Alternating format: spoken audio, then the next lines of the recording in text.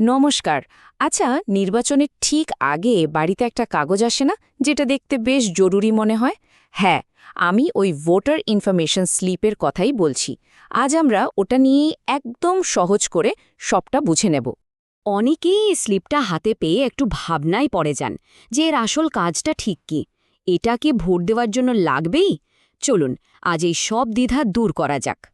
দেখুন, প্রথমেই যে কথাটা মাথায় রাখতে হবে সেটা হলো এই স্লিপটা কিন্তু ভোট কেন্দ্রে ঢোকার টিকিট নয়। এটা আসলে আপনার ব্যক্তিগত গাইড। মানে এটা আপনাকে রাস্তা দেখাতে সাহায্য করবে, কিন্তু এটা ছাড়া ভোট দেওয়া আটকাবে না। তো প্রশ্ন হলো, এই দরকারি গাইডটা আমাদের হাতে আসে কিভাবে? এর দুটো মূল উপায় আছে। প্রথম উপায়টা হলো স্থানীয়ভাবে, আর এর জন্য আমাদের পরিচিত হতে হবে এলাকার একজন খুব গুরুত্বপূর্ণ ব্যক্তির সাথে। তিনি হলেন বুথ লেভেল অফিসার, বা সংক্ষেপে বিএলও।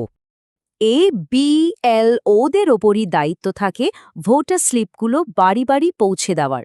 আর নিয়ম অনুযায়ী ভোটার অন্তত 5 দিন আগে এই কাজটা শেষ করার কথা।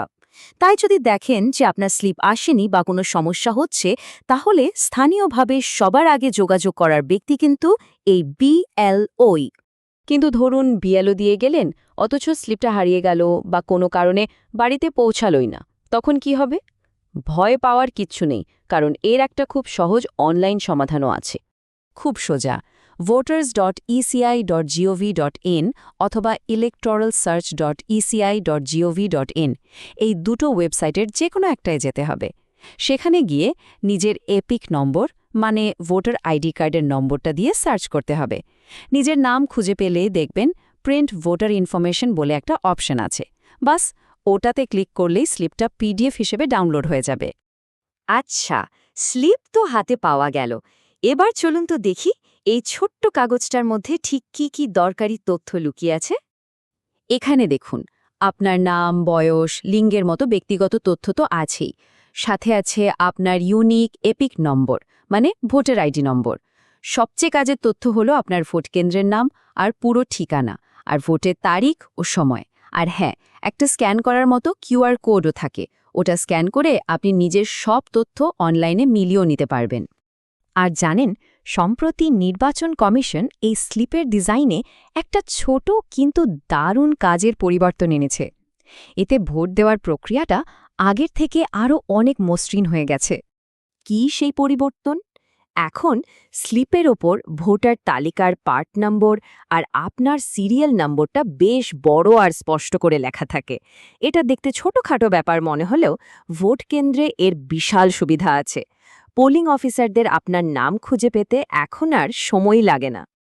এইবার চলুন একদম ভোটকেন্দ্রের ভেতরে ঢুকে দেখি এই স্লিপটা হাতে থাকলে ঠিক কতটা সুবিধে হয়। এটা কি আপনি নির্বাচনী কর্মকর্তাদের জন্য একটা ফাস্ট পাসের মতো ভাবতে পারেন। এই স্লিপটা দেখালে ওনারা প্রায় সঙ্গে সঙ্গেই ভোটার তালিকায় আপনার নামটা খুঁজে বের করে ফেলতে পারেন। প্রক্রিয়াটা একদম সহজ। আপনি পোলিং অফিসারের কাছে যাবেন, তাকে স্লিপটা দেখাবেন। তিনি বড় বড় করে লেখা পার্ট নম্বর আর সিরিয়াল নম্বরটা দেখে চট করে ওনার কাছে থাকা ভোটার তালিকায় আপনার নামটা খুঁজে নেবেন। এতে পুরো ব্যাপারটা খুব দ্রুত হয়ে যায়, আর লাইনেও বেশি সময় দাঁড়াতে হয় না। কিন্তু যদি এমন হয় যে ভোটের দিন আপনি স্লিপটা বাড়িতেই ফেলে এলেন বা খুঁজে পাচ্ছেন না, তাহলে কি ভোট দেওয়া যাবে না? একদমই চিন্তা করবেন না, কোনো সমস্যাই নেই। কারণ এই স্লিপটা সঙ্গে রাখা বাধ্যতামূলক নয়। এটাই হলো সবচেয়ে জরুরি কথা, যেটা একদম মনে গেঁথে নিতে হবে। আবারও বলছি, এটা শুধু আপনাকে তথ্য দিয়ে সাহায্য করার জন্য একটা গাইড। ভোট দেওয়ার জন্য এটা কোনো আবশ্যক বা জরুরি নথি নয়। তাহলে স্লিপ না থাকলে কি দেখাবেন? আপনার কাছে থাকা যে কোনো একটা সরকারি সচিত্র পরিচয়পত্র দেখালেই হবে। যেমন ধরুন ভোটার আইডি কার্ড বা ইপিক, আধার কার্ড, পাসপোর্ট, ড্রাইভিং লাইসেন্স বা এই ধরনের সরকার স্বীকৃত যে কোনো ফটো আইডি কার্ড। তো এখন পুরো প্রক্রিয়াটা নিশ্চয়ই জলের মতো পরিষ্কার হয়ে গেছে। আসল কথা হলো প্রস্তুতি। ভোটের দিন মসৃণভাবে নিজের অধিকার প্রয়োগ করতে শুধু একটা বৈধ পরিচয়পত্র সঙ্গে রাখতে হবে। তাহলে ভোটের দিনের জন্য প্রস্তুতিটা কি এবার নেওয়া হয়ে গেল?